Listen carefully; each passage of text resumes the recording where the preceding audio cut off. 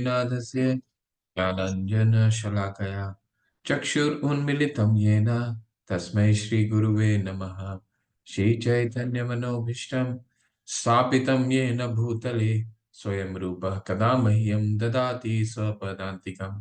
वन्देऽहं श्रीगुरु श्रीयुतापदकमलं श्रीगुरुं वैष्णवांश्च श्रीरूपं साग्रजातं सहगना रघुनाथां तं सजीवं साद्वैतं सावधूतं परिजनसहिता कृष्ण चैतन्य देवं श्री राधा कृष्ण पादान् सहगना ललिता श्री विशाखावितांश्च नमो विष्णुपादाय कृष्णपृष्ठाय भूतले श्रीमते भक्ति वेदांत स्वामी इति नामिने नमस्ते सरस्वते देवे गौरवाणी प्रचारिणे निर्विशेष शून्यवादी पाश्चात्य देशतारिणे वाञ्छाकल्पतरुभ्यश्च कृपा सिन्धुभैव च पतितानां पावनेभ्यो वैष्णवेभ्यो नमो नमः। नमो महावदानाय कृष्ण प्रेम पदायते कृष्णाय कृष्ण चैतन्य नामिने गौरीतशे नमः। हे कृष्णा करुणा सिंधु दीनबंधु जगतपते गोपेश गोपिका कांत राधा कांत नमस्तुते। तप्त कांचन गौरांगी राधे वृंदावनेश्वरी वृषभानुसुते देवी प्रणमामि हरिप्रिये वाञ्छाकल्पतरुभ्यश्च जय हो श्री कृष्ण चैतन्य प्रभु नित्यानंद श्री अद्वैत गदाधर शिवासादि गौर भक्तवृंद। हरे कृष्ण कृष्ण कृष्ण हरे हरे हरे राम राम राम हरे हरे। हरे कृष्ण कृष्ण कृष्ण हरे हरे हरे राम राम राम हरे हरे। हरे कृष्ण कृष्ण कृष्ण हरे हरे हरे राम राम राम हरे हरे। हरे कृष्णा। अ, कल 16वें अध्याय में थे हम, जहाँ पे हमने क्या पढ़ रहे थे हम लोग, देवी और आसुरी स्वभाव। तो ये अध्याय वनस्पत अ, दूसरे अध्यायों के ये हमारे लिए समझना बहुत ही आसान है, क्योंकि इसमें फिलॉसफी फिलॉसफी तो है ही, परंतु ये हम बहुत अच्छे से कलयुग में खासकर बहुत कोरिलेट कर सकते हैं। क्यों? क्योंकि ये पूरा अध्याय आसुरी स्वभाव के चरित्र के बारे में है।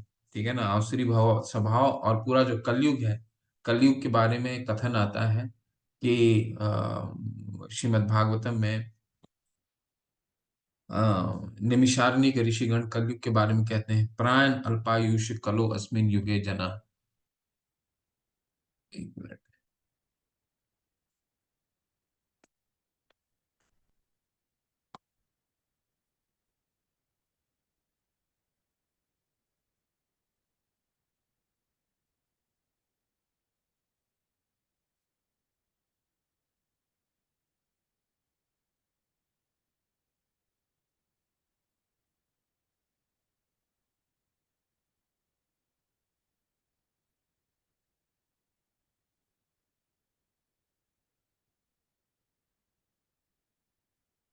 प्राण अल्पायुष कलो अस्मिन युगे जना मंद सुमंद मत्यो मंद भाग्य ही प्रेदिता।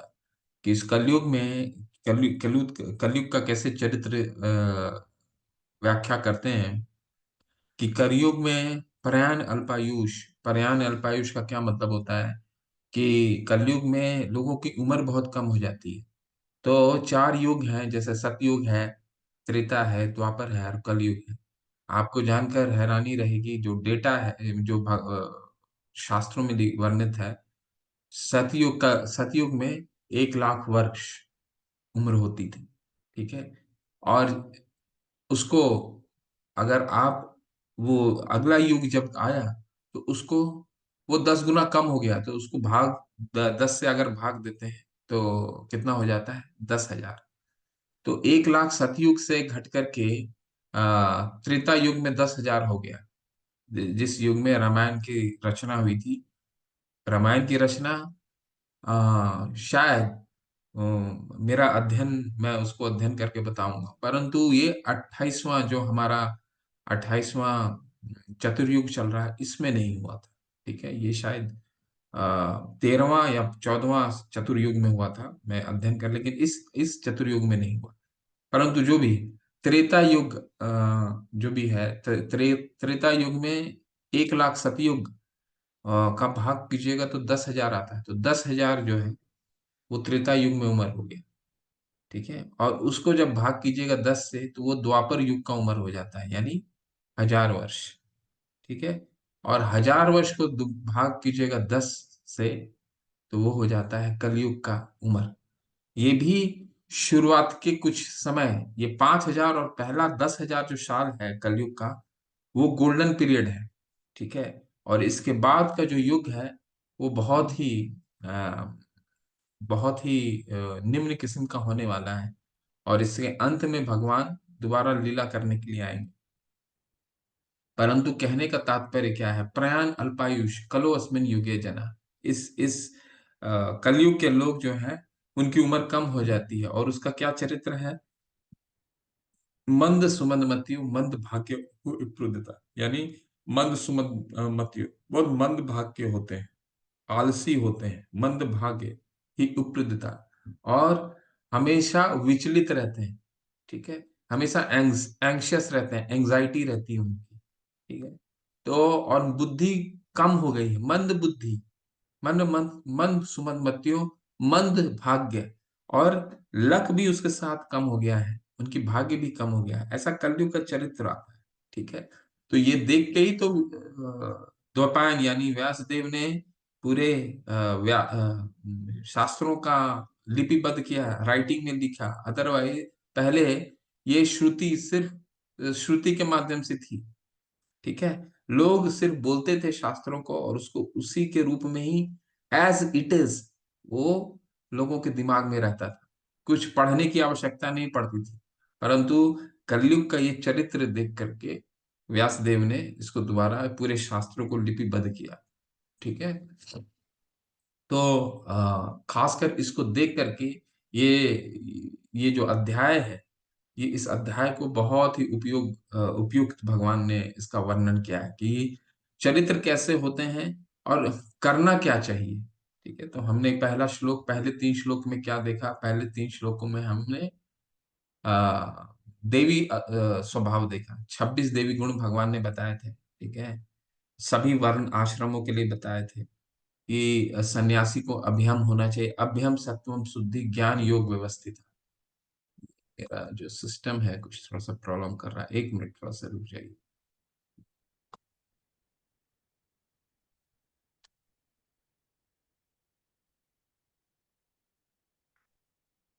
ठीक है,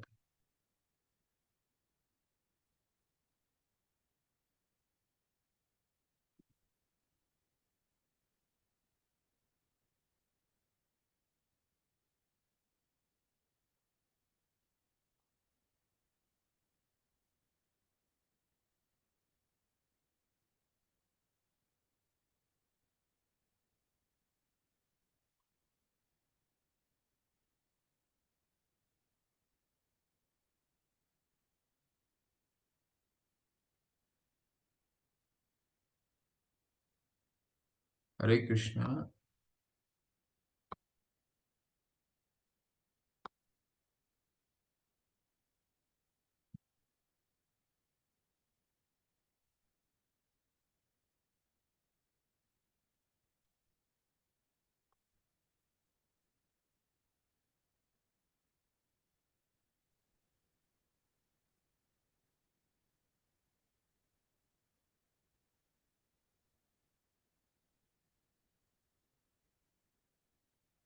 थोड़ी थोड़ा सा सिस्टम लैपटॉप मेरा प्रॉब्लम कर रहा है। ठीक है, चलिए। तो कल हमने 26 गुण देखे, सभी वर्णों के लिए, सभी आश्रमों के लिए भगवान ने बताया। ठीक है, जैसे क्या हम 26 गुण बताए थे, जिसमें सन्यासियों के लिए क्या बताया था कि अभ्यम सत्वम शुद्धि ज्ञान योग व्यवस्थित है, दानश्च दमश्च यज्ञश्च स्वधाय तपो आर्जवम, यानी सभी के लिए है। एक सन्यासी को अभय होना चाहिए, यानी निर्भय होना चाहिए। ठीक है, सत्वम शुद्धि यानी कि शुद्ध होना चाहिए। अगर वो सन्यासी है तो स्त्रियों से दूर रहना चाहिए। ठीक है, गृहस्थों के लिए क्या लिखा, दानश्च दमश्च यज्ञश्च, उनको दान करना चाहिए, यज्ञ करना चाहिए, तपस्या करना चाहिए। ठीक है, ब्रह्मचर्य को स्वधाय तप आर्जवम, उनको ब्रह्मचारी लोगों को क्या, शुरुआत के कुछ 5 से लेकर के 25 वर्ष तक सिर्फ और सिर्फ पढ़ाई में, अध्ययन में, आज की तारीख में क्या है, 20 से पहले ही लोग पढ़ाई में बहुत सारा चीज में एक्सपोज हो जाते हैं। हमारे आसपास देखिए कितनी चीजें आज के तारीख में कितने एक्सपोज हो जाता है, बच्चे कितने एक्सपोज हो जाते हैं, चाहे वो मीडिया हो, चाहे वो हर तरह का चीज हो। परंतु शास्त्र में क्या दिया है, 5 से 25 वर्ष तक केवल स्वाध्याय, अध्ययन पे, पूरा सारा कार्य अध्ययन पे होना चाहिए, चाहे वो किसी तरह का अध्ययन हो, आध्यात्मिक हो भौतिक हो, सिर्फ अध्ययन पे होना चाहिए। ठीक है, तो इस तरह के 26 गुणों का वर्णन करते हैं। इसके बाद 26 गुणों का वर्णन करने के बाद भगवान 5 6 आसुरी वर्णन करते हैं। आसुरी वर्णन क्या है? दंभो दर्पो अभिमानश्च क्रोध पारुष्यमेव च अज्ञानम च अभिचातस्य पार्थ संपादिमासुरम्। ये कुछ 6 आसुरी गुण बताते हैं, लेकिन ये 6 में सेटिस्फाइड नहीं होंगे अभी अर्जुन। क्यों नहीं होंगे वो हम लोग समझेंगे। दम होना चाहिए, दर्प, अभिमान, क्रोध, कठोरता और अज्ञान। तो यहाँ पे से और बहुत विस्तार से आसुरी गुण का, इसका एक एक भेद करके भगवान समझाएंगे। ठीक है, चलिए। देवी संपदम विमोक्षाय निबंधाय आसुरी मता मासु च संपदम देवीम अभिजातो असि पांडव। दिव्य गुण मोक्ष के लिए अनुकूल है और आसुरी गुण बंधन दिलाने के लिए है। हे पांडुपुत्र, तुम चिंता मत करो, क्योंकि मैं तुम देवी गुणों से युक्त होकर जन्मे हो। तो भगवान ने दूसरे लाइन में क्यों बोला अर्जुन को कि तुम चिंता नहीं करो? क्योंकि अर्जुन को ऐसा लगा कि जब असुरी स्वभाव के बारे में भगवान बता रहे हैं, तो कहीं वो भी तो असुरी कार्य तो नहीं करने वाला है, अपने गुरुजन को वध करके और अपने पितामह को वध करके, अपने भाइयों का वध करके, मित्रों का वध करके। तो वो उसके उनके भगवान को लगा कि अर्जुन के मन में एक शंका उत्पन्न हो गया है। तो उसको विश्वास दिला रहे हैं कि नहीं नहीं, तुम मत समझो कि तुम आसुरी गुण वाले, तुम देवी गुण से ही युक्त हो। ठीक है ना? तो लेकिन अभी अगले श्लोक में और देखिए, बहुत ही अच्छा से बताने वाले। देखिए इसमें क्या बोलते हैं, दो भूत सर्गो लोक दो भूत सर्गो लोके अस्मिन देवे आसुर एव च देवो विस्तरश प्रोक्त आसुरम पार्थ मे शृणु। हे पृथापुत्र, इस संसार में सृजित प्राणी दो प्रकार के हैं, देवी तथा आसुरी। मैं पहले ही विस्तार से तुम्हें देवी गुण बतला चुका हूं। अब मुझसे आसुरी गुण के विषय में सुनो।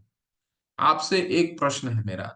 ठीक है, प्रश्न ये है कि हम ये समझना है, बस बहुत शॉर्ट में बताइएगा, जो भी बताएंगे 1 मिनट से ज्यादा नहीं रुकेंगे, फिर हम लोग चाहेंगे।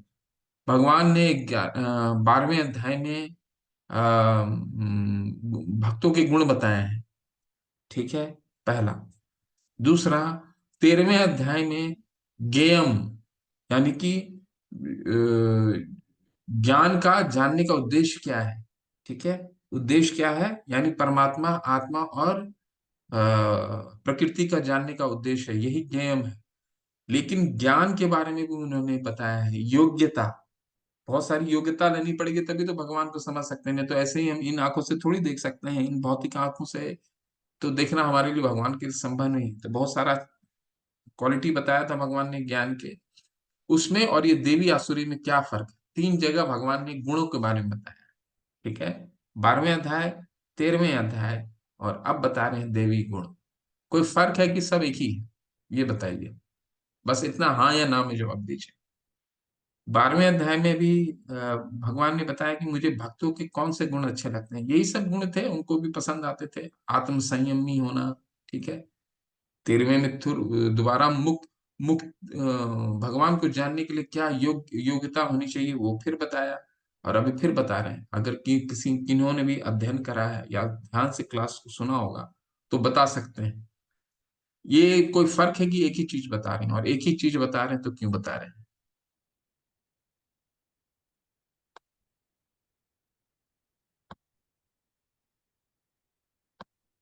हैंड रेस नहीं है?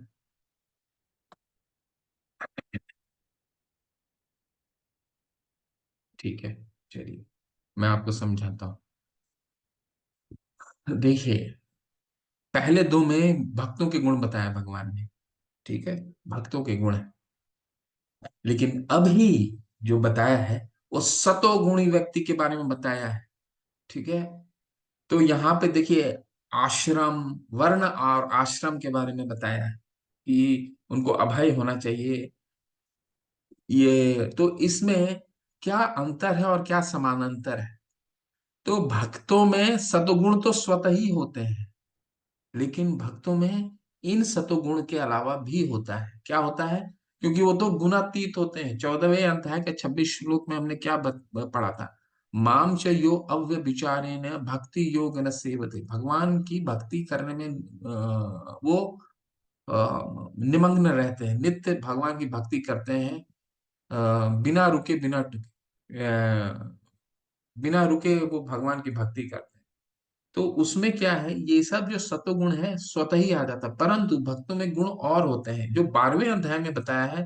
वो बहुत ही विस्तार का गुण हो, वो भक्त के गुण है।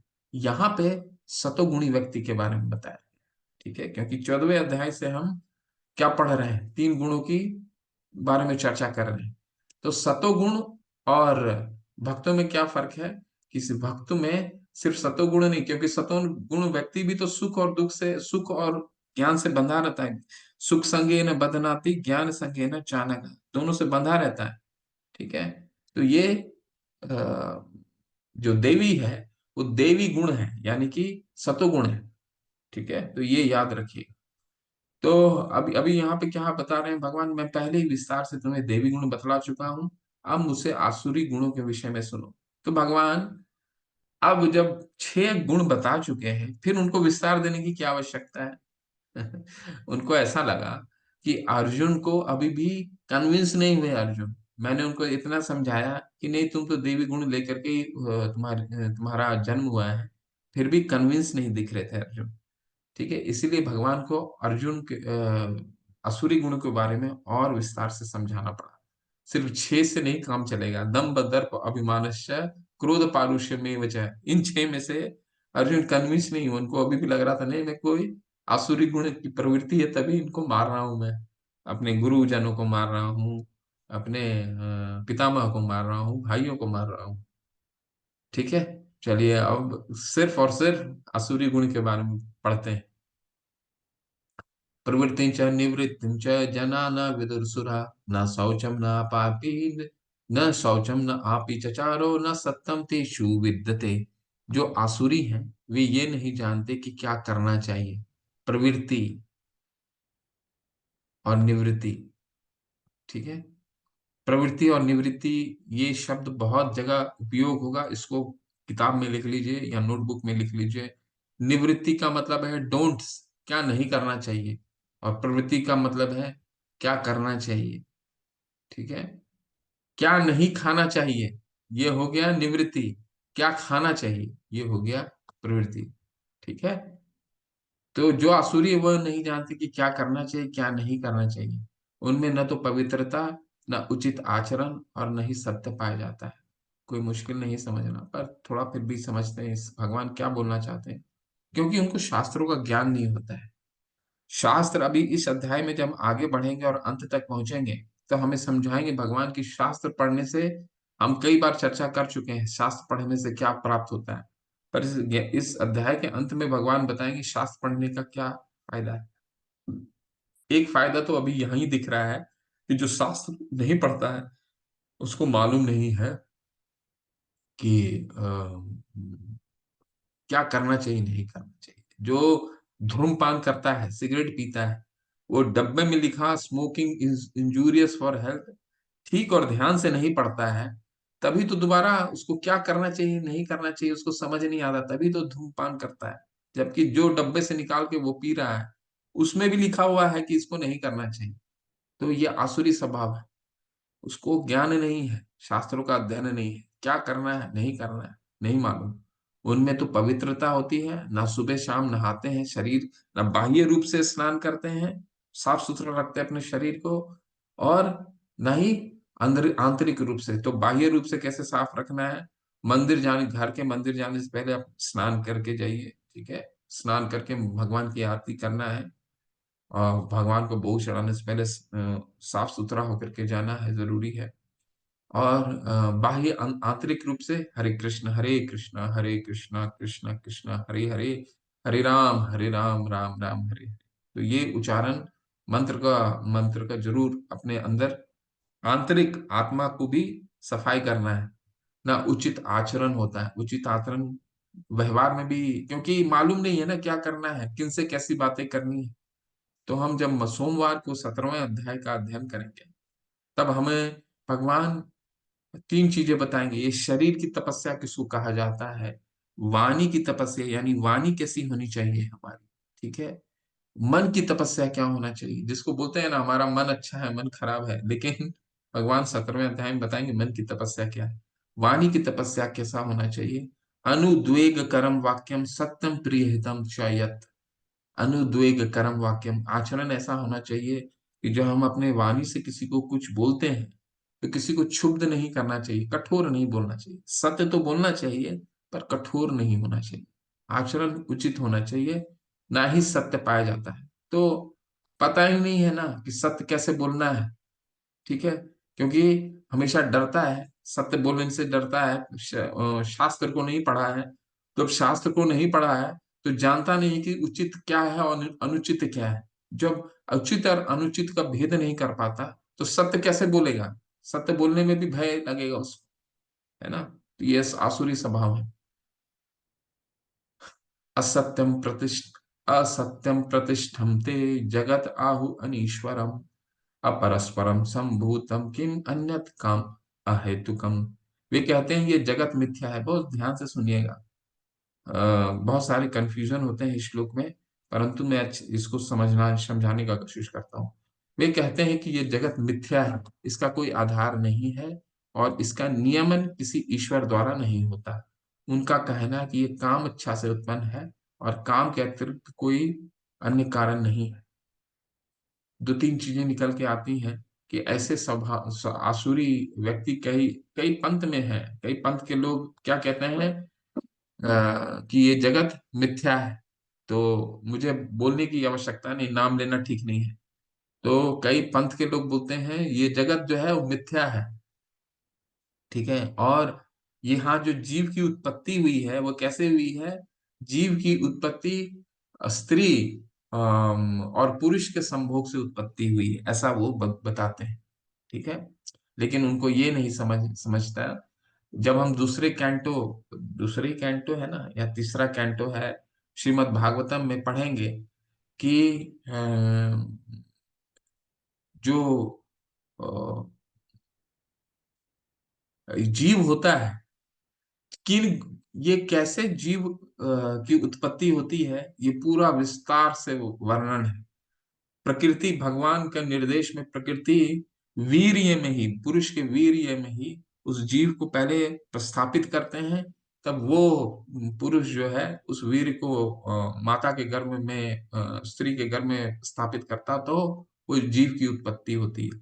लेकिन वो जो भगवान पहले से ही दे देते हैं कि ये माता कौन होगी, ये मनुष्य होगा, पशु होगा, कीट होगा। तो ये शुरू से ही भगवान बना के भेजते हैं, प्रकृति को निर्देश देते हैं उसके कर्मों के अनुसार।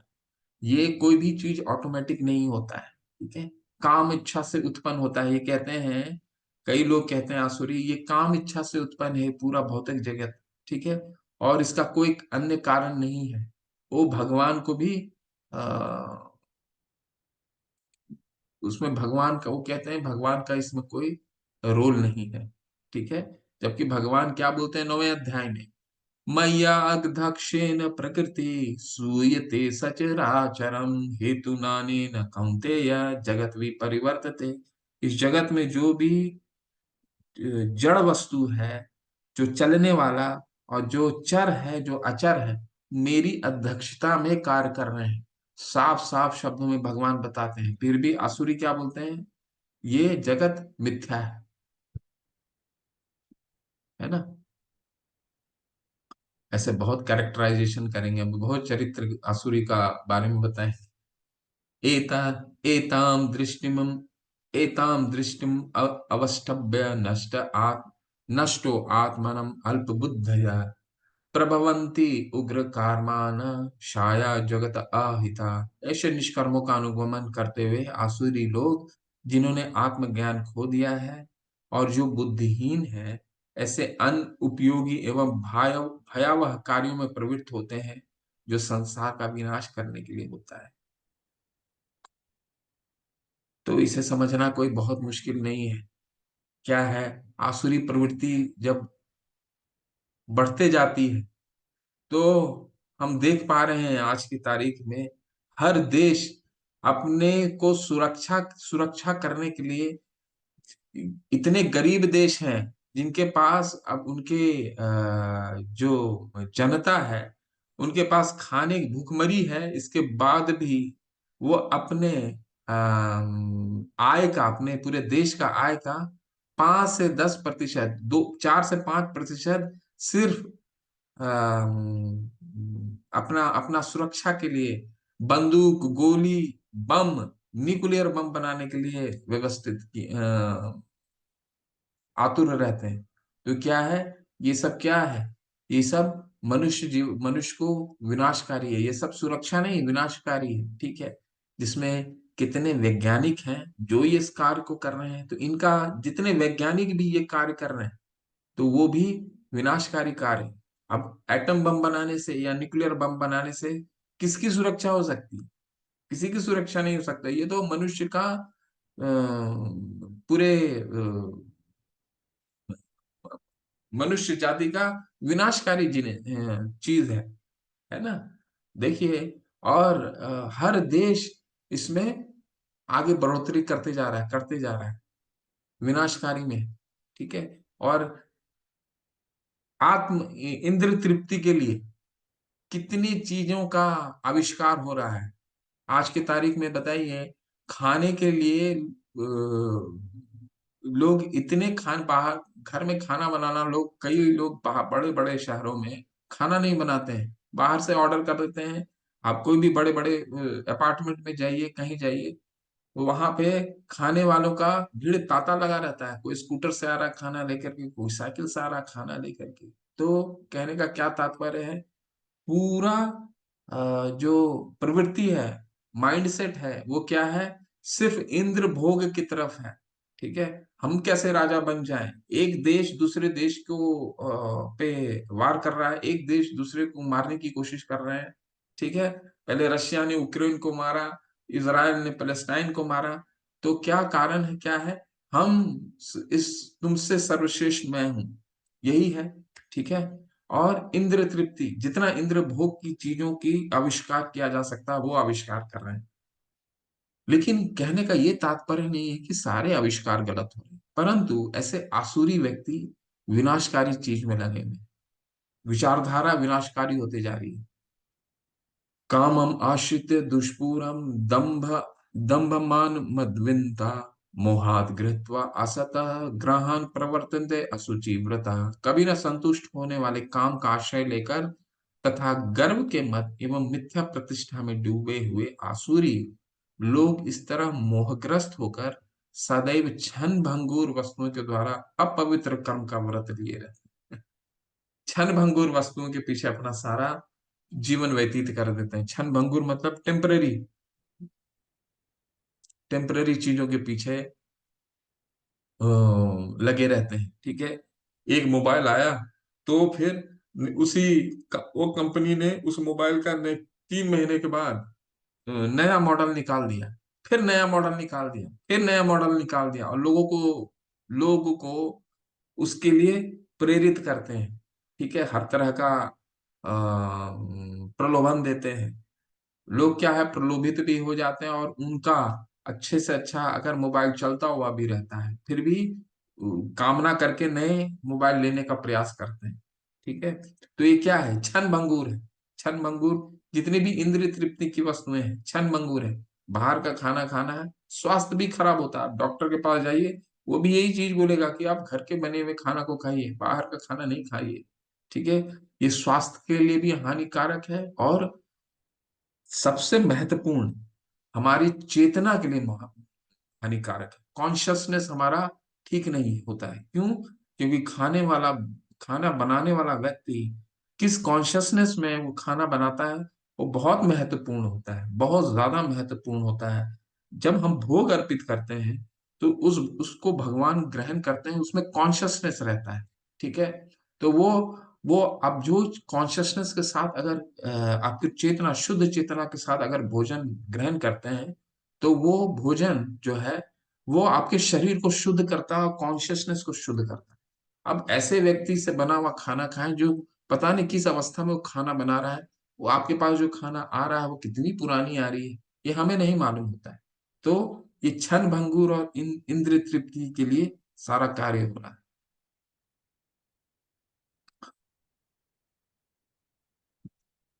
चिंताम अपरि चिंतान अपरिमयाम च प्रलयम प्रलयम अनुपाशितः काम भोग काम उपभोग परमा ए काम भोग परमा एता वदति निश्चिता आशपाशशते बद्धा काम क्रोध परायणा इहन्ते काम भोग अर्थम अन्यायेन अर्थ संचयन। उनका विश्वास है कि इंद्रियों की तुष्टि की ही मानव सभ्यता का मूल आवश्यकता है। बहुत इंपॉर्टेंट है ये लाइन। उन्हें ऐसा लगता है श्री स्वभाव वाले को कि जिंदगी ना मिलेगी दोबारा, ये जीवन नहीं मिलने वाला है दोबारा, जितना इसका उपभोग करना है उपभोग कर लो। लेकिन इसका विपरीत है, विपरीत है। यानी भगवान ने हमें, हमने कुछ जरूर अच्छा काम किया है, तो 84 लाख योनि के बाद भगवान ने ये हमें ये शरीर को शरीर रूप, मनुष्य शरीर रूप में एक एक सोने का शरीर दिया है जिसमें हम बहुत सारा कार्य कर सकते हैं, भगवान की आराधना कर सकते हैं, भगवान की भक्ति कर सकते हैं। किसी और योनि में ये संभव नहीं है। ठीक है। उनका विश्वास है कि मानव श्रद्धा की मूल आवश्यकता है, वो समझते हैं कि इंद्रिय भोग ही जीवन की मूल आवश्यकता है। इस प्रकार मरण काल तक उनको अपार चिंता होती रहती है। वे लाखों इच्छाओं के जाल में बंद कर तथा काम और क्रोध में लीन होकर इंद्र तृप्ति के लिए अवैध ढंग से धन संग्रह करते हैं। ठीक है। तो एक ही जीवन का मूल उद्देश्य है कि जितना उपभोग कर सकते हैं, इंद्रिय तृप्ति कर सकें। ठीक है। खाना, आहार, निद्रा, भय, मैथुनम च समन्वयम इततु पशु भी नारनम। ठीक है। हमें लगता है हम पूरे समय प्रभुपाद जी बहुत अच्छे से समझाते हैं कि पूरे समय हमें मूढ़ों की तरह कार्य करते रहते हैं कि हमें और हमारी आवश्यकताएं हैं, उन आवश्यकता को और पूरा करें, धन संग्रह करें, चाहे वो अच्छी तरीके से करें या गलत तरीके से करें, अवैध ढंग से करें, अवैध ढंग से कर करके इंद्रिय तृप्ति करें। इंद्रिय तृप्ति करना, आप एक प्रभुपाद जी समझाते हैं, एक पशु को आप देखिए, पशु भी इंद्रिय तृप्ति करता है ना। एक सुकर यानी सुअर पूरा दिन घूमता है। ठीक है। हमें लगता है कि ये तो बहुत गंदा पशु है। ठीक है। लेकिन भगवान ने जैसा उनको उसको शरीर दिया है, उस शरीर की वो पूरे दिन इंद्रिय तृप्ति में घूमता रहता है और विष्ठा खाता है और घूमता रहता है। और वो भी क्या कर रहा है, वो इंद्र भोगी तो कर रहा है, क्योंकि उस शरीर के लिए वही इंद्र भोग है। ठीक है। हमें लगता है कि हम टेबल में बैठ कर के खाना खा रहे हैं और बगल में वो जो पशु है वो तो सड़क पे खाना खा रहा है, परंतु उस शरीर में, हमने कल के अध्याय में पढ़ा था ना कि भगवान 15वें अध्याय में कि एक विशेष, जब हम शरीर प्राप्त होता है तो उस शरीर की विशेष आंखें प्राप्त होती हैं, कान प्राप्त होते हैं, जिह्वा प्राप्त होती है, नाक प्राप्त होती है। अब जिस तरह की इंद्रियां प्राप्त होती हैं उसी प्रकार से वो उपभोग करता है। तो एक एक जो पशु है, कुत्ता है मान लीजिए, वो कुत्ता जो शरीर जो सड़क पे पड़ा हुआ खाना खाता है, उसके लिए वही इंद्र भोग है जो हम टेबल में बैठ करके खाना खाते हैं। ऐसा हमें लगता है कि वो तो पशु है, देखो कैसे खाना खा रहा है, लेकिन उसके लिए वही इंद्र तृप्ति है जो हमारे लिए, क्योंकि इक्वलेंट है, इक्वल है वो। ठीक है। कोई फर्क नहीं है, क्योंकि वही उसको इंद्रिय उसी तरह का दिया गया है। ठीक है। तो काम और क्रोध में लीन होकर इंद्रिय तृप्ति के लिए अवैध ढंग से संग्रह करते हैं। और अवैध ढंग से संग्रह करना अगर हम धन भी कमाना चाहते हैं तो धर्म, अर्थ, काम और मोक्ष, ये चार चीज भी शास्त्रों के अनुसार होना चाहिए। गलत तरीके से कभी भी धन का संग्रह नहीं करना। इदम अधा मया लब्धिम इमं प्राप्त से मनोरथम इदम अपि में भविष्यति इदम अपि में भविष्यति पुनर्धनम असो मया हित असो असो मया हित शत्रु हनीषे च अप्राणः च प्राणपि ईश्वर अहम अहम भोगी सिद्धि सिद्धि अहम बलवान सुखी अणोय अणोय अभिजनवान अस्मि कः अन्य अस्ति सदृशो मया यक्षे दस्यामि मोदिष्य इत्यज्ञान मोहिता। आसुरी व्यक्ति सोचता है आज मेरे पास इतना धन है और अपनी योजना से मैं और अधिक धन कमाऊंगा। देखिए कितना भगवान, ऐसा लग रहा है कि हम कितना इस चीजों को रिलेट कर पाते हैं हमारे आसपास की चीजों जो हो रही हैं। 5117 वर्ष पहले भगवान में इस चीज को बता रहे हैं और जिनको समझा रहे हैं। इस समय मेरे पास इतना धन है, किंतु भविष्य में ये बढ़कर और अधिक हो जाएगा। वह मेरा शत्रु है, मैंने उसे मार दिया, और मैं उसे मैं और मार दिया, और मेरे शत्रु भी मार दिए जाएंगे। मैं सभी वस्तुओं का स्वामी हूँ, मैं भोगता हूँ, मैं सिद्ध शक्तिमान तथा सुखी हूँ, मैं सबसे धनी व्यक्ति हूँ, और मेरे आसपास मेरे कुलीन संबंधी हैं। कोई अन्य मेरे समान शक्तिमान तथा सुखी नहीं है। मैं यज्ञ करूंगा, दान दूंगा, इस तरह आनंद मनाऊंगा। इस प्रकार ऐसे व्यक्ति अज्ञानवश मोहग्रस्त होते रहते हैं। देखिए कलयुग में इसको समझना कोई मुश्किल नहीं। कलयुग में हम हम बहुत ही छोटे भौतिकतावादी हैं। तो सोचिए सतयुग में जहां हिरण्यकश्यपु, जहां खुद देवता उनके किचन में कार्य करते थे, उनसे भय, इंद्र आते थे उनके किचन में कार्य करने के लिए उनके भय से। ठीक है, इतना देवता लोग भी भयभीत होते थे। रावण इतना बड़ा भौतिकतावाद कि उसने क्या किया, उसने सबको प्रेरित किया कि मैं इस भौतिक जगत से ही स्वर्ग का सीढ़ी बना दूंगा, कुछ करने की आवश्यकता नहीं है, सीढ़ी चढ़ के चले जाएंगे। ठीक है, तब इतने जब बड़े भौतिकतावाद का नहीं चला, जब इनका वध कर दिया गया, तो फिर हम जैसे छोटे छोटे भौतिकतावादी का वो का तो कोई औचित्य ही नहीं।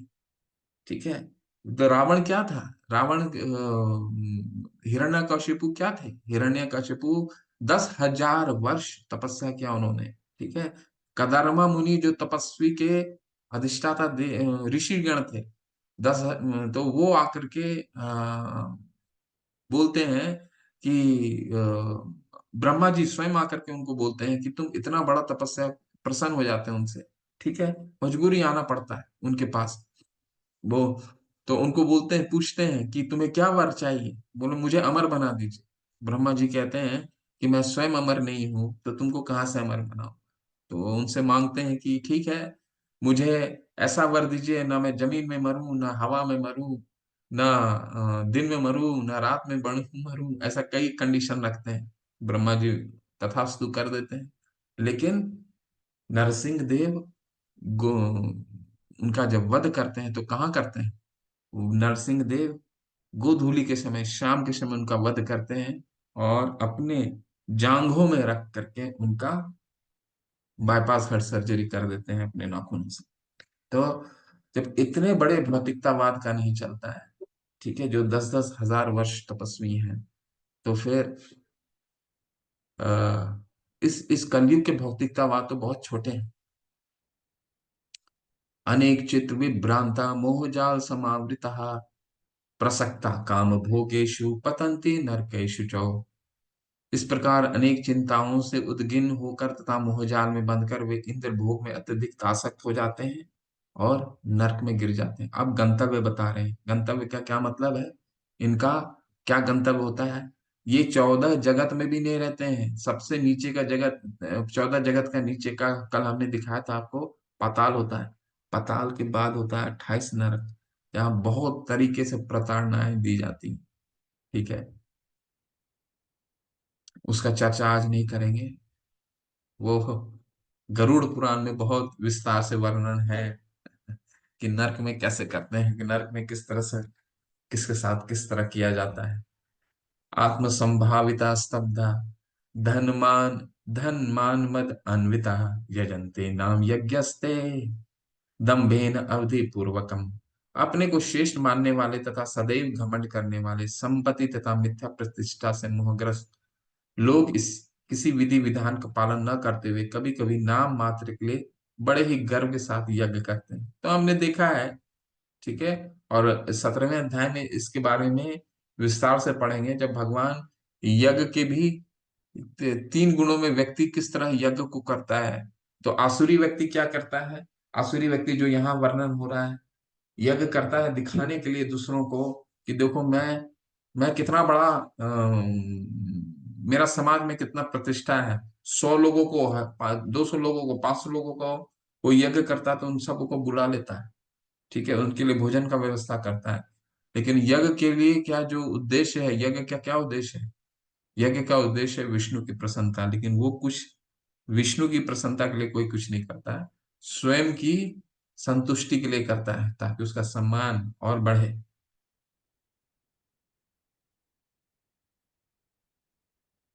अहंकार बलम दर्प कामम क्रोध च संश्रिता माम आत्मा पर देहेशु परद्वेषन्ति अभ्यसूय कहा। मिथ्या अहंकार, बल, दर्प, काम तथा क्रोध से मोहित होकर आसुरी व्यक्ति अपने शरीर में तथा अन्यों के शरीर में स्थित भगवान से ईर्ष्या और वास्तविक धर्म की निंदा करने लगता है। तो इससे तो जो आसुरी व्यक्ति होता है एक दूसरे पे कभी भी उसको ये ज्ञान ही नहीं है कि हर एक शरीर में भगवान रहते हैं, ठीक है।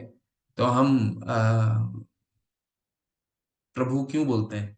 प्रभु जब बोलते हैं, प्रभु किसी को भी प्रभु बोला जाता है इस्कॉन में, और माता बोला जाता है, उसका कारण क्या होता है? कारण, दो कारण कहा जाता है। पहला कारण कि भौतिक जगत में अ, हम समझते हैं कि हम अपने आप को समझते हैं कि हम इनसे बड़े हैं, इनसे हम मान में ऊपर हैं। लेकिन जब हम आध्यात्मिक में आते हैं तो एक दूसरे को हम प्रभु कहते हैं, यानी कि पहले से ही हम अपने आप को उनका, उनके वो सामने वाले को हम सर्वश्रेष्ठ बनाते हैं, इसलिए आप प्रभु हुए। दूसरा कारण क्या होता है? दूसरा कारण, क्योंकि हर के हृदय में भगवान विराजमान है तो उनको हम नमस्कार करते हैं। नमस्कार, हम किसी को भी नमस्कार करते हैं तो नमस्कार करने का उद्देश्य यही नहीं होता है कि हम उस शरीर को नमस्कार कर रहे हैं, नहीं।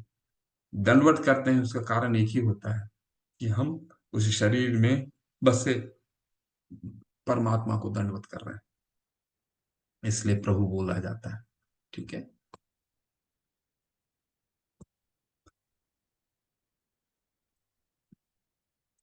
तान अहम दुष्यत कुरान संसारेषु नर अधामना क्षिपामि क्षिपामि अजस्रम अशुभान आसुरेषु एवं योनिषु। जो लोग ईर्ष्यालु तथा क्रूर हैं और नराधम हैं, उनमें निरंतर विभिन्न आसुरी योनियों में भव सागर में डालते रहता हूँ। भगवान कहते हैं इनका कभी उद्धार नहीं होता, इनको मैं भव सागर में डालते रहता हूँ, बार बार नर्क नर्क में डालते रहता हूँ। तो हमारे मन में ये प्रश्न आ सकता है कि भगवान ने तो 5वें अध्याय में बोला कि भगवान कृपालु नहीं है। भगवान सर्व कृपालु है। भगवान क्या है? हमने पढ़ा था ना, सबसे बड़े हितैषी हैं भगवान, ठीक है ना। भगवान जब शांति, हम शांति श्लोक पढ़ते हैं तो भगवान 5वें अध्याय के 29वें श्लोक में क्या बोलते हैं कि मैं सबसे बड़ा, सबका सबसे बड़ा हितैषी हूँ। जब सब हितैषी हैं भगवान, तो यहाँ कैसे वो सबको बोल रहे हैं कि भव सागर में डाल रहा हूं? उस भगवान भव सागर में डाल के भी उनके उपकार करते हैं। कैसे? अब हिरण्यकश्यपु को उन्होंने मारा तो उनकी गति कहाँ हुई? भगवान के ब्रह्म में पहुंचे। शिशुपाल के मारा तो कहाँ पहुंचे? क्योंकि उनका वध भी किसने किया? कोई सामान्य व्यक्ति ने नहीं किया, भगवान ने स्वयं किया, तो उनको मुक्ति मिलती है और उनको ब्रह्म प्राप्त होता है। तो महाभारत के युद्ध में जितने का भी मृत्यु हुआ, जितने ने भी वध की, जिनका भी वध हुआ, सब भगवान के ब्रह्म में पहुंचे। कोई दूसरे लोक में नहीं पहुंचा, सभी ब्रह्म में पहुंचे। तो भगवान सबका उद्धार करते हैं। ठीक है, अगर उनको वो योनि मिली है, तो उसके लिए भी वो योनि भगवान उसके उस पे उपकार करके उन्होंने दिया है। भगवान हितैषी है।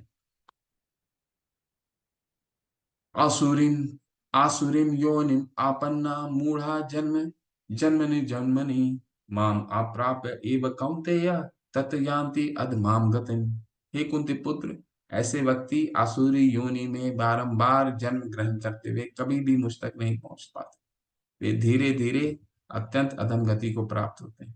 तो हमने ये 7वें अध्याय में भी पढ़ा था कि भगवान बताते हैं कि इस तरह का नराधम जो है, वो कभी भगवान का शरण ग्रहण, 4 प्रकार के लोग कभी भी भगवान का शरण ग्रहण नहीं कर सकता। मूढ़ा, नराधम, माया प्रत ज्ञान और आसुरम भावम आश्रिता, ये 4 लोग कभी भी नहीं कर सकते भगवान के शरण ग्रहण।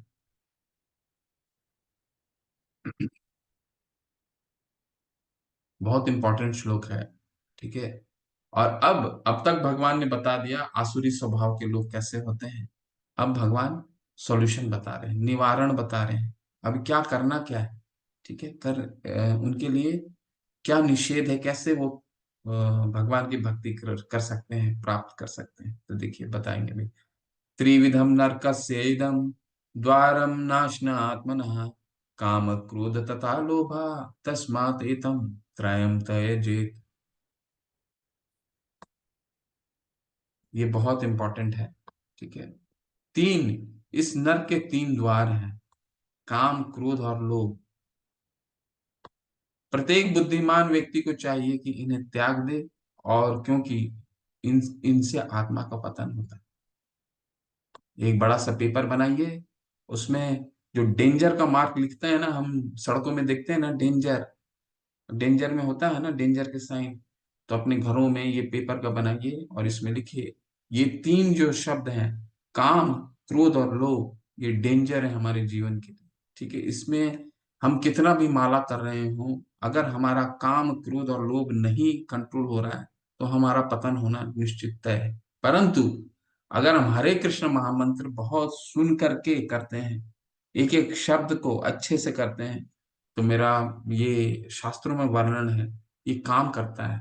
और इसका साइंटिफिक कई इस पे शोध भी हो चुका है।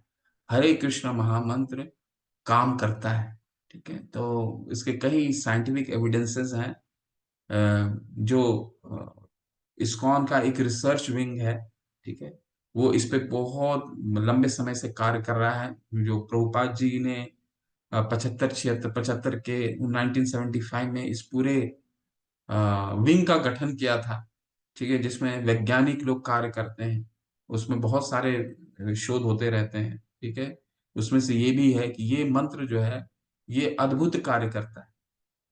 तो इस नर के 3 द्वार हैं, काम, क्रोध और लोभ। प्रत्येक बुद्धिमान व्यक्ति को चाहिए कि इन्हें त्याग दे, क्योंकि इनसे आत्मा का पतन होता है। तो हमने दूसरे अध्याय में भी पढ़ा था कि क्रोध जो है क्या था, दूसरे अध्याय का 62 63, ये नोट करके रखिए, ये सब बहुत इंपॉर्टेंट है।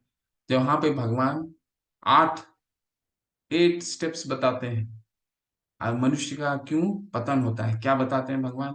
ध्यायते विषया पुंसा संगस्ते उपजायते संगास्त उपजायते कामा क्रामा क्रोध विजायते क्रोधात् भवति सम्मोहा सम्मोहात् स्मृति विभ्रम स्मृति भ्रंशात् बुद्धिनाशो बुद्धिनाशा प्रणश्यति। ध्याय तो कोई चीज पे हम ध्यान लगाते हैं और उससे ध्यान नहीं हटाते हैं, तो हमारी उस पे किसी चीज पे आसक्ति बढ़ जाती है। ठीक है, आसक्ति बढ़ने से ध्याय तो विषय पुंसा संगस्ते उपजायते संगास्त उपजायते कामा कामा क्रोध अभिजायते। काम उत्पन्न होता है, और काम की पूर्ति नहीं होने से क्या होता है, क्रोध उत्पन्न होता है। ये जो क्रोध है, काम और क्रोध इसी से उत्पन्न होता है। ये मनुष्य का किसी चीज पे हम देख लेते हैं और उस पे हमारा मन बना लेते हैं, नहीं ये चीज मुझे चाहिए, ये चीज मुझे चाहिए, ये चीज मुझे चाहिए। तो ये काम उत्पन्न हो गया, वो चीज प्राप्त नहीं होता है तो क्रोध होने लग जाता है। ये मेरे अनुसार क्यों नहीं हुआ, इसने मेरी इज्जत क्यों नहीं की, इसने मुझे ऐसा क्यों बोला। ठीक है, ये काम है, हमारा दम्भ है, दर्प। ठीक है। तो इस भौतिक जगत में कोई अगर हमें मान नहीं दे, उससे क्या, उससे शरीर को कोई फर्क नहीं पड़ता है। आत्मा को कोई फर्क नहीं पड़ता है कि कोई आपका मान कर रहा है, आपका अपमान दे रहा है या मान दे रहा है, उसको कोई फर्क नहीं पड़ता। आत्मा, आत्मा स्थिर स्थिर रहती है, इससे कोई फर्क नहीं पड़ता। शरीर को हमारा हमारा अहम को लगता है, अहंकार को जो सूक्ष्म है उसको लगता है, परंतु इससे शरीर को कोई फर्क नहीं पड़ता, ये आत्मा को कोई फर्क नहीं पड़ता है। प्रत्येक बुद्धिमान व्यक्ति को चाहिए नित्याग दे। ठीक है। तो ये सब बता रहे हैं क्या करना चाहिए। एत विमुक्ते कौन्तेय तम द्वारे त्रिभी नरः आचरति आत्मानं श्रेय तत याति पराम गतिम्। हे कुंती पुत्र, जो व्यक्ति इन तीन नरक द्वारों से बच पाता है वह आत्म साक्षात्कार के लिए कल्याणकारी कार्य करता है और इस प्रकार क्रमशः परम गति को प्राप्त होता है। आप देखिए, हमारे समाज में भी कोई अगर कोई नहीं भी भक्त है, मैं ऐसे कई लोगों से मिला हूं अपने जीवन काल में, अपने मिल में देखा हूं, आप तो सभी ने देखा होगा कि वो प्राय बहुत लोग भक्ति नहीं भी करता है पर बहुत शांत रहता है और शांत रहता है और क्रोधित कम होता है। आप देखिए, उस तरह के व्यक्ति हमें पसंद बहुत आते हैं कि ये शुभ, ज्यादा कठोर शब्दों का इस्तेमाल नहीं करता और शांत रहता है। तो भक्ति नहीं भी करता है तो भी हमें पसंद आता है। तो सोचिए, अगर कोई भक्त भगवान का हरि नाम का जप करता है तो ये सब जो गुण है स्वतः ही उत्पन्न हो जाते हैं। तो छठे अध्याय में पढ़ा था हमने कि भक्त का कोई शत्रु नहीं होता, सब भक्त से प्रेम करते हैं, क्योंकि इस तरह का गुण ही उत्पन्न हो जाता है। काम है नहीं आपसे, आपसे उसे कोई इच्छा है नहीं, आप पे क्रोध करेगा नहीं, जब इच्छा ही नहीं तो क्रोध क्यों करेगा। ठीक है। और लोग है नहीं उसके पास, तो वो तो उससे तो भक्त से तो ऐसे ही प्रेम हो जाता है ना, क्योंकि उसके पास इन तीनों चीज नहीं है। तो ये तीन चीज हैं जो बहुत महत्वपूर्ण है, बहुत सुंदर है। और ये श्लोक हमें बताता है कि हमें शास्त्र का अध्ययन क्यों करना चाहिए। हम कई बार इसका चर्चा कर चुके हैं, मुख्यतः हमने 2 दिन, 2 या 4 दिन पहले एक उल्लेख किया था क्या, कि हमारी जीवन की गुणवत्ता को बढ़ाता है शास्त्रों को पढ़ने से। ठीक है। वो क्या, पढ़ने से क्या होता है, हमारा काम, क्रोध, लोभ, मोह, अहंकार, ईर्ष्या, ये सब सब कम हो जाते हैं। तो यही हमने देखा आज। अब देखिए भगवान और उसको अच्छे से बता रहे, यह शास्त्र विधिम उत्सृज्य वर्तते काम कारतः न सिद्धिम अवाप्नोति न सुखम न पराम गतिम। जो शास्त्रों की आदेशों की अवहेलना करता है और मनमाने ढंग से कार्य करता है, उसे न तो सिद्धि, न सुख, न परम गति की ही प्राप्त हो पाती। तो शास्त्र हमारे जीवन का सबसे पहला हमें प्रथम कार्य करना चाहिए। लेकिन हमारा जो एजुकेशन एजुकेशन सिस्टम है वो बिल्कुल विपरीत होते जा रहा है।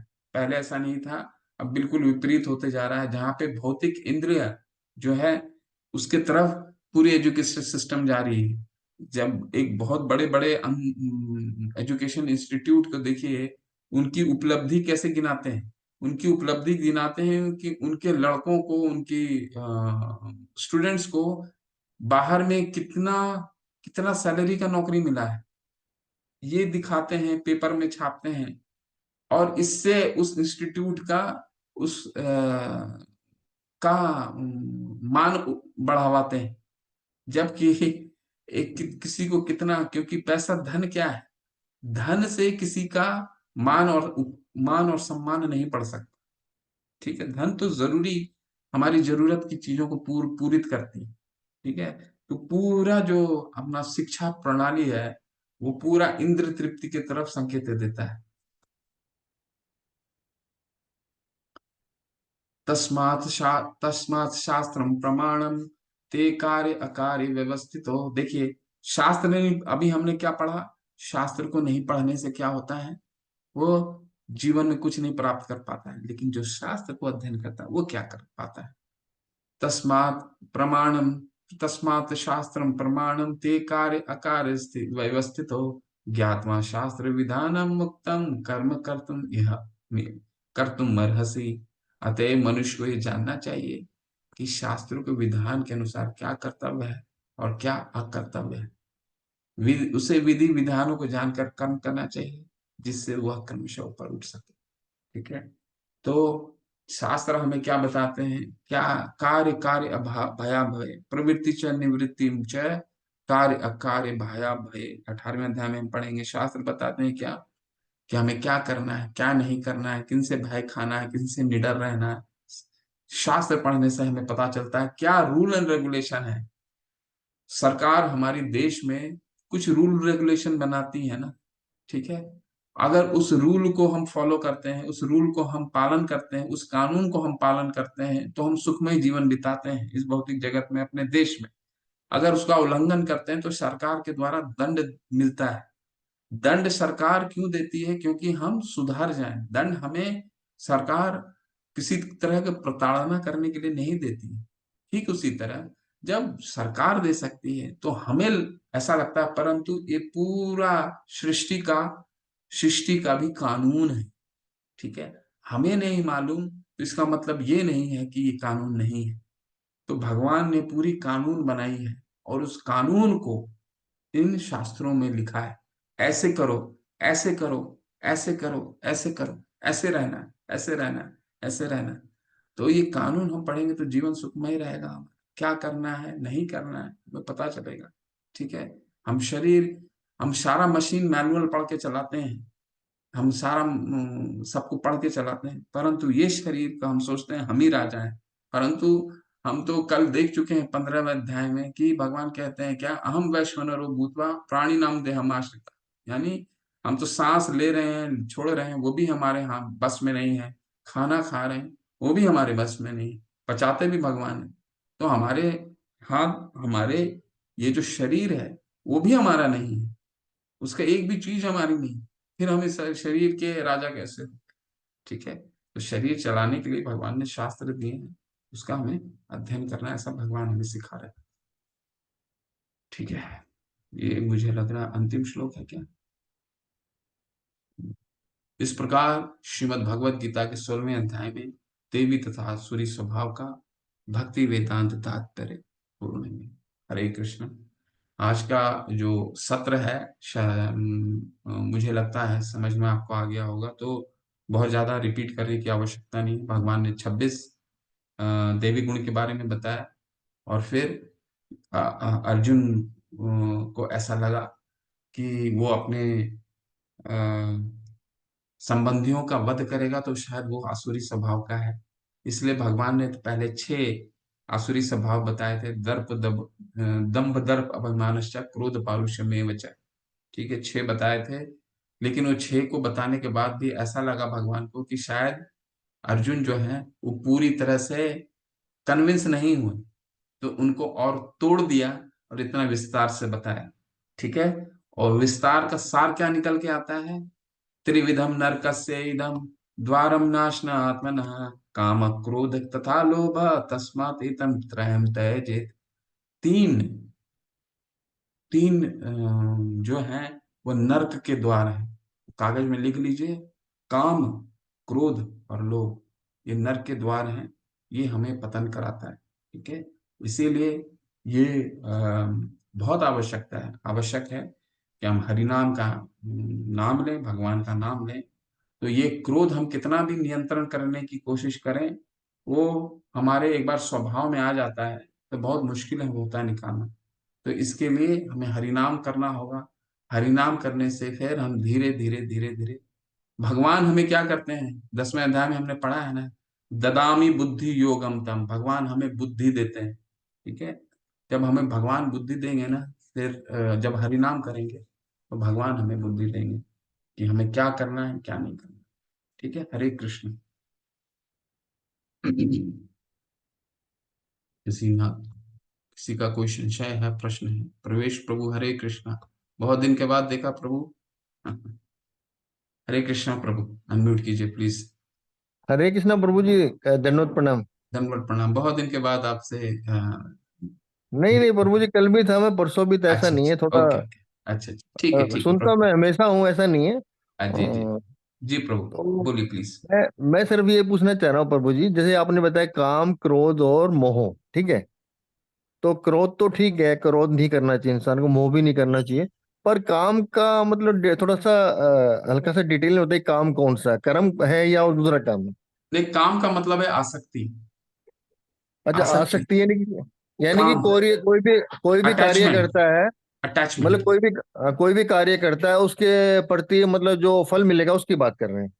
हाँ, अटैच, किसी चीज को अटैच हो गया ना, किसी चीज से बहुत अटैच हो गया, ये चीज मुझे चाहिए, उसको काम बोलते अच्छा हैं। ठीक है, अब जैसे अच्छा। हमने मोबाइल देख लिया, नया मोबाइल चाहिए ही चाहिए मुझे, ये नया मॉडल नहीं आ गया चाहिए, तो ये काम उत्पन्न हो गया, आसक्ति आ गई उस पे। नहीं, वो तो मैं समझ गया प्रभु जी, ये बात तो मैंने पहले ही सीख लिया जीवन में। हमें किसी भी जीवात्मा के और किसी भी वस्तु के आसक्त नहीं होना, यही हमारे दुख का कारण है। बिल्कुल बिल्कुल। बिल्कुल पर ठीक है। प्रभु जी, मेरे अंदर एक छोटी सी कमी है बचपन से, अब मैं कमी मानूं या कुछ भी मानूं, मैं बड़ा बचपन से जिद्दी हूँ, मेरे को जो चाहिए तो चाहिए, वो अपने आप ही आ जाता, प्रभु दे देता है।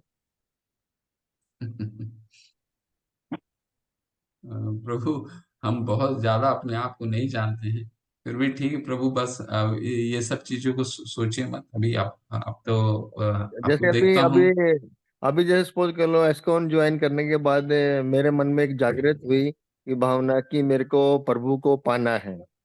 ठीक है, जिद्दी हूं मैं। तो नहीं प्रभु, ये आप जिद नहीं है, भगवान, आप जब हरि का नाम लेते हैं ना, तो हाँ हाँ। धीरे धीरे, हमने 10वें अध्याय में भी पढ़ा था ना, भगवान हमें वो बुद्धि देते हैं।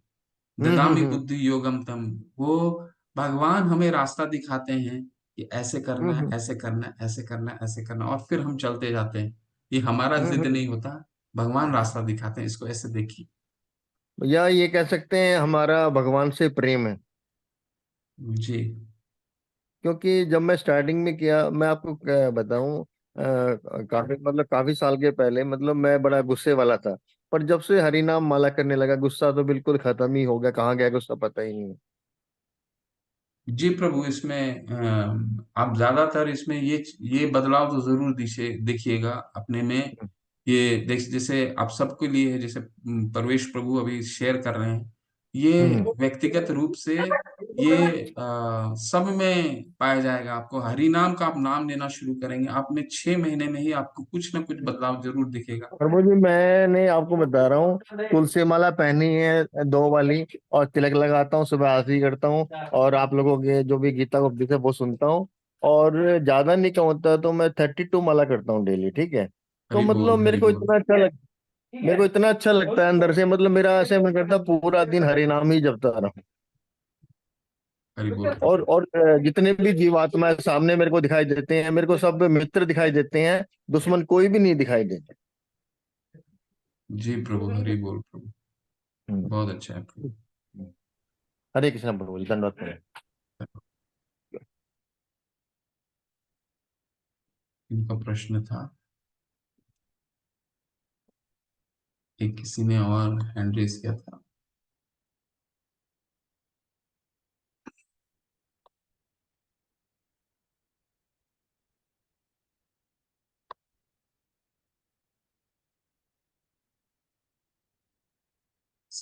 कोई किसी का संशय है, पूछना चाहते हैं कोई प्रश्न?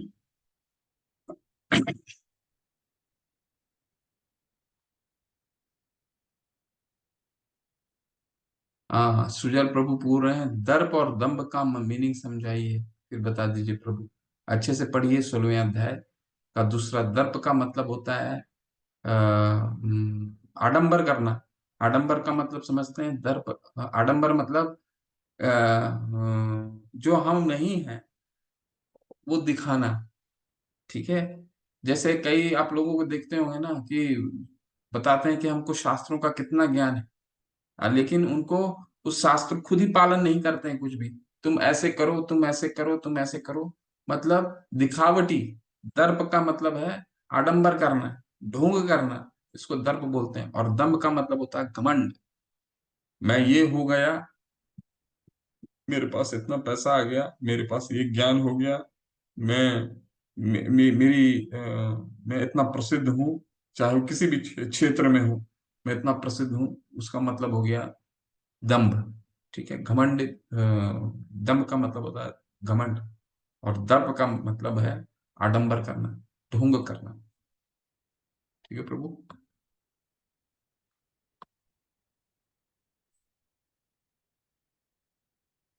सुजल प्रभु, हरे कृष्ण जी प्रभु। हरे कृष्ण प्रभु जी। प्रभु जी, आज वो क्लास में एक चर्चा हो रहा था वो प्रभु उस भगवान श्री कृष्ण की वो अंतरंगा और बहिरंग का शक्ति के बारे में, क्या आप उसको क्लियर कर देंगे प्रभु जी? 7, चैप्टर नंबर 7, 7वां अध्याय का 5वां श्लोक और 6ठा श्लोक पढ़ लीजिए। 5वें में भगवान क्या बताते हैं, बहिरंगा शक्ति किसको बोलते हैं, जिस जो भौतिक जगत को चलाने वाली शक्ति, उसको बहिरंगा शक्ति बोला जाता है। भूमि रो अपन लो वायु खम मन बुद्धि रे विच अहंकार इति यम में भिन्न प्रकृति रिष्टता। बहिरंगा शक्ति, जो भौतिक जगत चलता है, वो भौतिक जगत जिसे चलाते हैं भगवान, उसको बहिरंगा शक्ति बोलती हैं। जिनकी अधिष्ठाता देवी कौन है, दुर्गा देवी। 3 त्रिशूल दिखाती हैं। ठीक है, और मैं भूल गया था आपको बताना, ये बता देता हूँ इसी बहाने। तो वे 3 त्रिशूल त्रय ताप घोषित करता है। 3 तरह की ताप होती हैं। ठीक है, तो दुर्गा माँ जो है वो अधिष्ठाता देवी हैं। बहिरंगा जो जगत है, भौतिक जगत की अधिष्ठाता देवी हैं। वो 3 त्रिशूल निकाल के चलती हैं। वो 3 चीजों को डिनोट करता है। त्रिशूल क्या है, अधिदैविक, अधिभौतिक, आध्यात्मिक। यानी आध्यात्मिक का क्या मतलब होता है, अधिभौतिक, आध्यात्मिक, अधिदैविक। यानी आध्यात्मिक का क्या मतलब है कि जो तकलीफ आ, हमें अपने कारण मिलता है, हम उसके कारण खुद होते हैं। ठीक है, जैसे हमने किसी को थप्पड़ मार दिया तो सामने वाला क्रोधित हो गया, तो इसका कारण क्या है, हम खुद हो गया ना।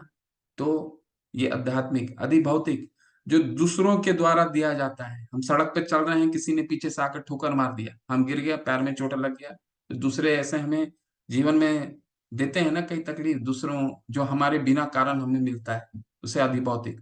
और अधिदैविक, अधिदैविक मतलब जो आपदा प्रकृति हमें देती है। भूकंप आ गया, अर्थक्वेक आ गया, फ्लड आ गया, कोविड आ गया। तो ये जो 3 ताप हैं, उस सबको भोगने हैं। ठीक है, ये बहिरंगा शक्ति, इसीलिए वो जो 3 ताप हैं, ये त्रिशूल का डिनोट करती है। देवी माँ दिखाते रहती है कि ये तुम कुछ भी कर लो, तुमको 3 ताप भोगने पड़ेंगे। इसलिए तुम सचेत हो जाओ और अपने घर के लिए तुम तैयारी करो जाने के लिए। ताप दिखाते रहते हैं त्रिशूल हमें।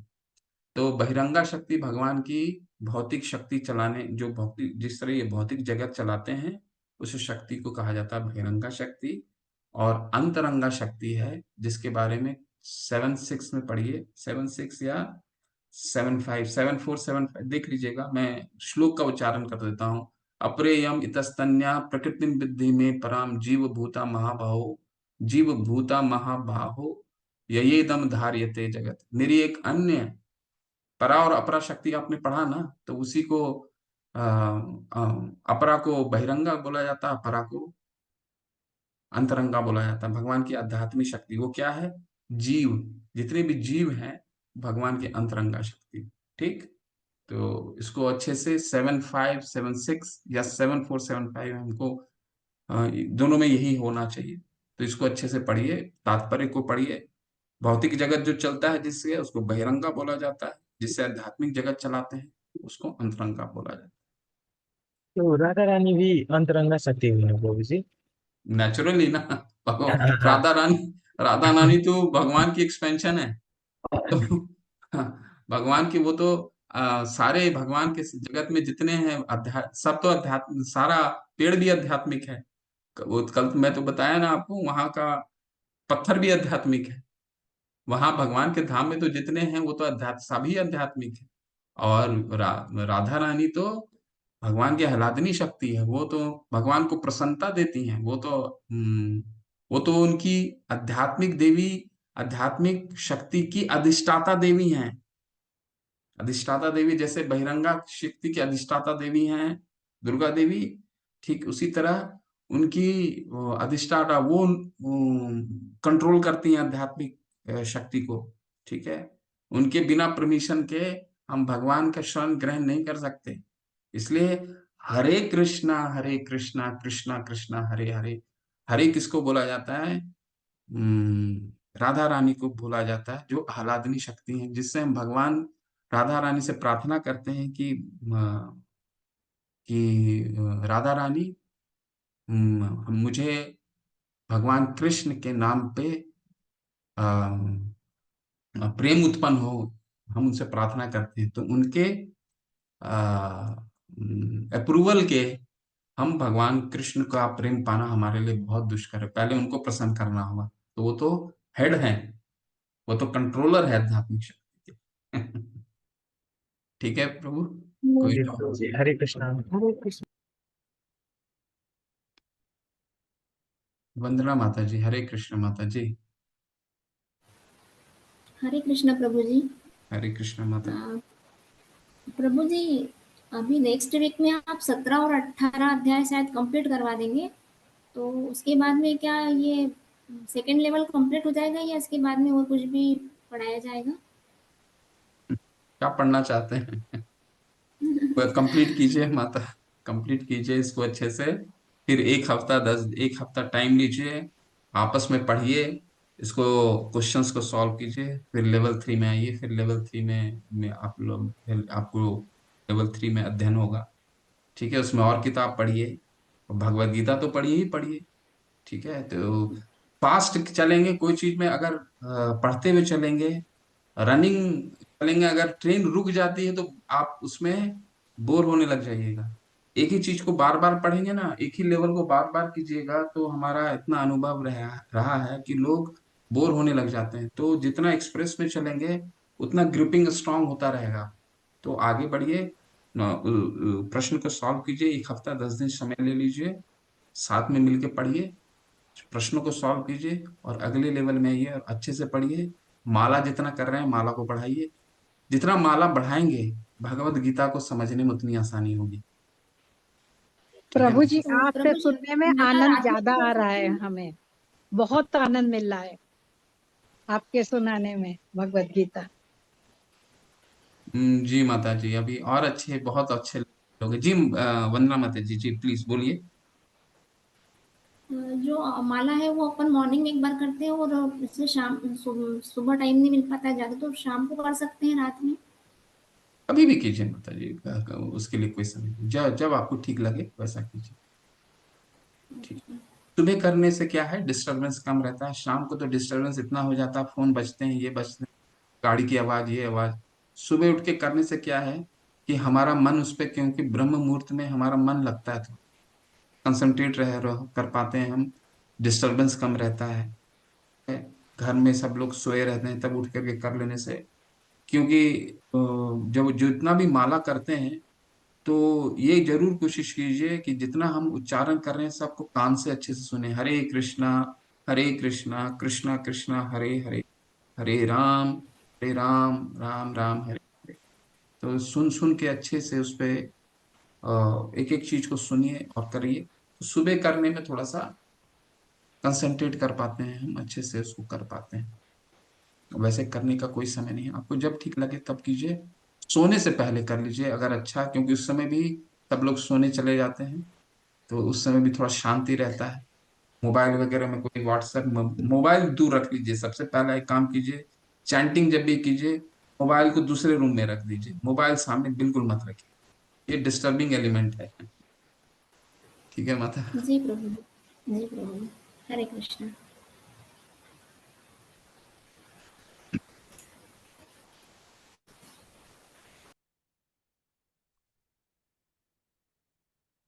सुजल प्रभु, हरे कृष्णा। कोई और प्रश्न है प्रभु? हरे कृष्ण प्रभु जी। एक और ऐसा प्रश्न है, तो जब हम वो चैंटिंग करते हैं ना प्रभु जी, तो हम जी, वो एक एक वर्ड पे फोकस करें या उस वक्त हम वो भगवान की अर्थ विग्रह वो इमेजिन करें, या क्या क्या करना चाहिए प्रभु जी? पूरा भगवान के नाम और भगवान में कोई फर्क नहीं। जब हम हाँ। भगवान का नाम लेते हैं तो भगवान हमारे जिह्वा पे आते हैं। ठीक है, तो कुछ भी भूल करके, सारा कुछ भूल करके सिर्फ बैठिए और भगवान जो उच्चारण कर रहे हैं वो ठीक से सुनिए। कोई कहीं और कंसंट्रेट करने की आवश्यकता नहीं है, क्योंकि भगवान हमारे स्वतः जीव पे आते हैं अगर हम ध्यान से उसको उच्चारण करते हैं तो। भगवान के नाम में और भगवान में कोई फर्क नहीं। ठीक है प्रभु, जी प्रभु शायद जी। मैं क्लियर कर पाया आपके बात को। हाँ हाँ प्रभु जी, हाँ हाँ, बहुत अच्छी तरह। हरे कृष्णा। हरे कृष्ण।